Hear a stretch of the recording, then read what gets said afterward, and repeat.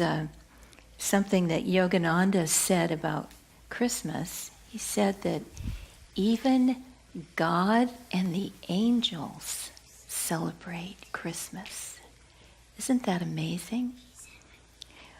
We all helped to decorate this beautiful temple. We worked very hard to make everything beautiful. And it is beautiful. And imagine how the angels decorate for Christmas. Can you imagine? Maybe they put real stars on the Christmas tree. And maybe the altar is 100 feet tall. And maybe all the lights around it are like blazing suns.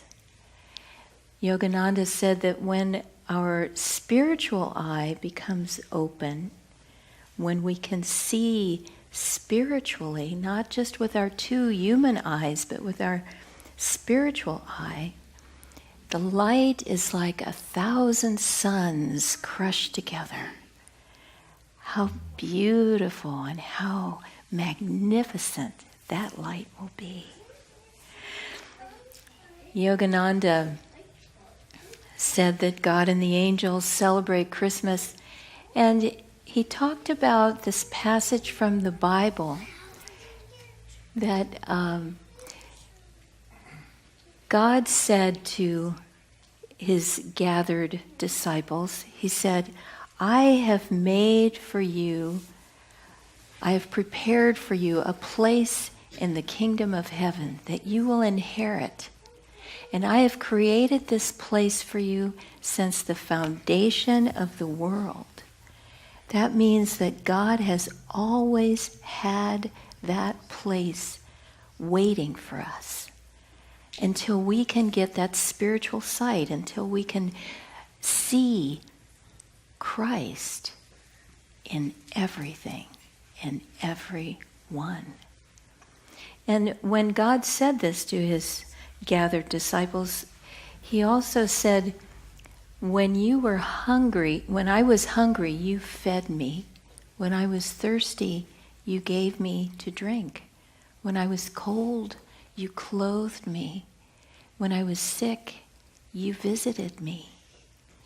And these disciples said, Lord, when was this? Because we don't remember ever having you be sick and we visited you, or you were hungry and we fed you. We would have remembered.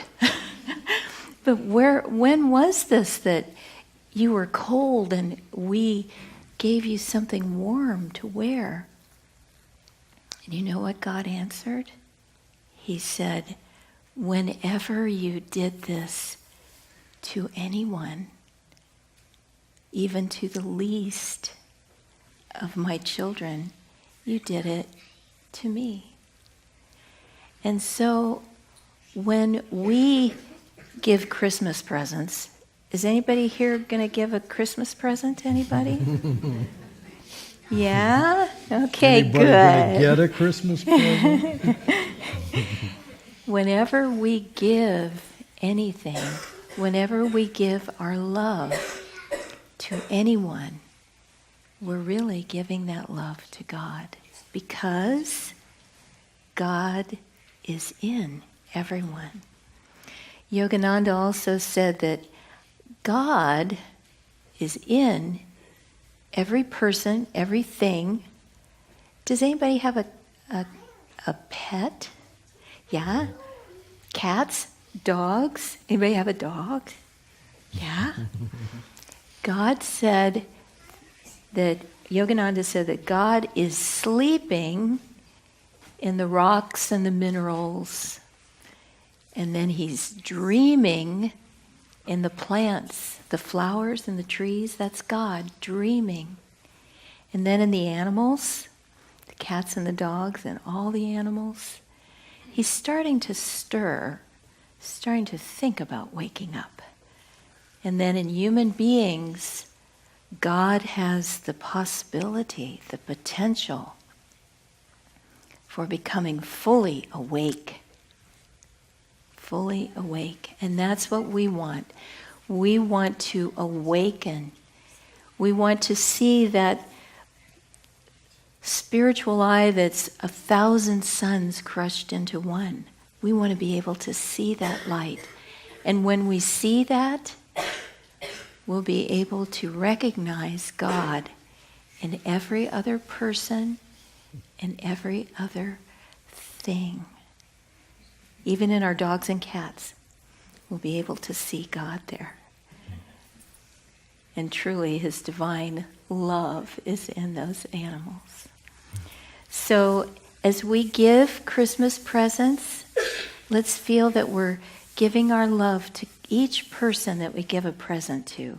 And when we receive presents, let's feel that God is blessing us and loving us through everything we receive.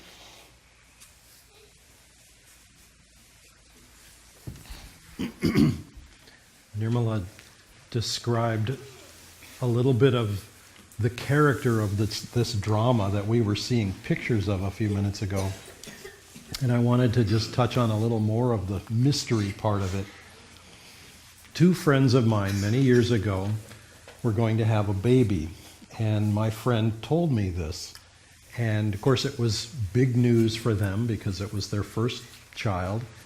And without thinking, I just immediately asked, well, who is it? Who is it? Who's coming? Who's the baby? Who is it? Well, of course, this was many months before the baby was going to be born. How are you going to answer that question? Who is it? Who is it? Could it be Christ? Could it be Mary? Could it be an angel coming into the world? We don't know. We have to, this is what, did any of you kids understand what I was reading in the affirmation? It was pretty, did you? Good for you. It was pretty complicated, but that's good, that's good. High-mindedness means to look for the highest in each person. So, in the case of these friends, I was asking, do you know who this child is? Do you recognize? Can you feel? Normally we think this child is born, and after a day or two or a few days, in India it can be up to 40 days before they give the child a name officially. So, for that first few weeks, it's sort of baby X, what's the name of this child? We don't know yet.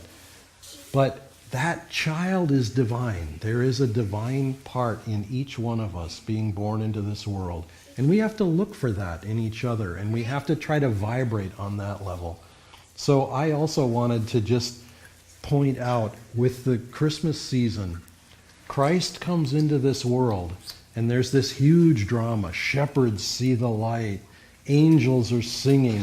Nirmala was describing the angels decorating the heavens. I like to think of it as they're decorating with galaxies. They've got a really, really big church that they can decorate. It might be like super clusters of galaxies. They can really sort of spread out. They don't have to be limited by a lot of tight confines of space.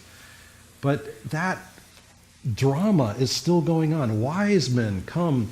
If you think, so these wise men, magi, they're coming from some faraway land.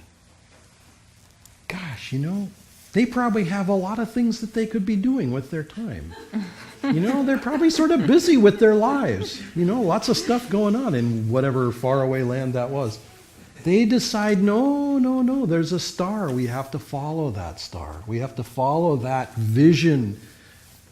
Follow it to uncertainty on one level, and yet inside they were certain. That part of us is in everyone. And one of the reasons we get still every Sunday, and some of us do this every day, two or three times a day, we get very quiet, because here in the forehead, we can feel that Christ. We can feel that essence in ourselves. And we can start to recognize it in each other. That's what Magi did. We are all of us Magi. We may not know it. We may not think of ourselves that way. We may think, no, I'm just this person. I'm just this person who likes this and doesn't like that. But there is, who likes Christmas presents, for example. Anybody like Christmas presents? Anybody like seriously hoping for something really awesome for Christmas? That's what Christ was when he came into this world. You are seriously hoping for something awesome at Christmas? Yeah. Good. It may come. It may yet come. You never know. Every one of us is about to receive something. We have to make ourselves ready for that. In the case of Christ coming into the world, all they had was a stable and a manger to work with. They didn't have a lot outwardly. It was very humble circumstances. But they did what they could, and they received that light, and that light spoke to the entire world. And for each one of us, the light that moves through our lives will speak to the world, through our lives, through everything that we do.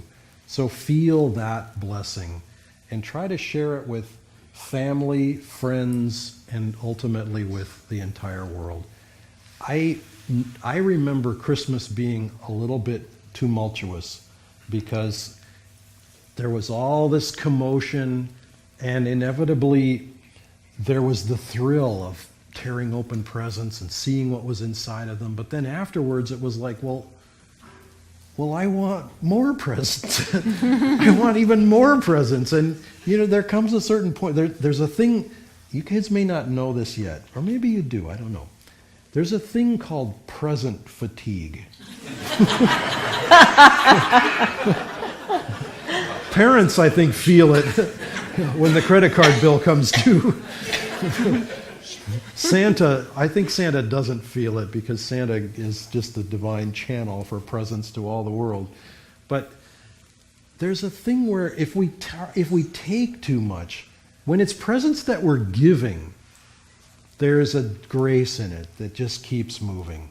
When it's that we're receiving, we have to respond with gratitude. We have to actually be thankful. That's what stops present fatigue.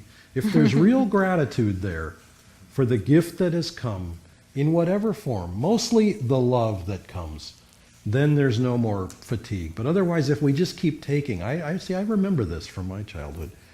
I got a lot of presents, and then at a certain point it was like, but I want more presents. Well, what I wanted was to feel the grace moving through and to be thankful, and I wasn't always ready for that. So we have to be able to be thankful as well. Giving gifts helps us to be thankful, because then when someone else is happy, we feel that happiness inside of ourselves. So at Christmas time this year, feel the blessing of Christ. Yesterday we had an all-day meditation in this temple, and the temple is still glowing. There's still a vibrant energy from that, because we worship the Christ whose picture is here, lit up behind me, but whose real picture is in here, inside of each one of us. And that Christ is living through each of us. We may think, no, it's just me and it's just my life, and I look in the mirror and here's me again. No. Christ's light is shining right through our eyes and through our hearts into the world. So let that light shine out to all the world in this season and always. Okay. So we're